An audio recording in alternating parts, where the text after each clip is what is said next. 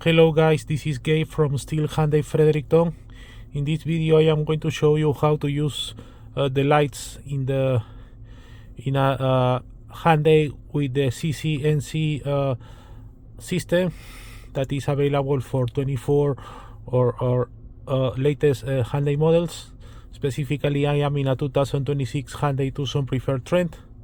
That is my personal car, and I am going to show you how to use the lights. So if you see here,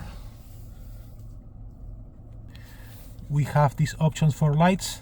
Auto means that depending of how the car have a light sensor, so if it's at night, the car will turn on the lights, and if it's daylight time, will turn off the lights.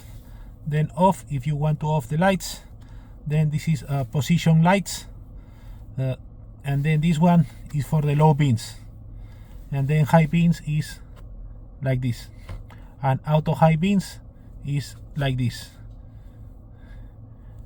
And if you see here, you see the symbol of the high beams.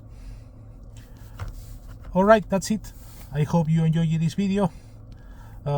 If you notice it, when you change the lights in the toggle, also you see here on the screen. Alright, if you have any questions, let me know. Have a great day.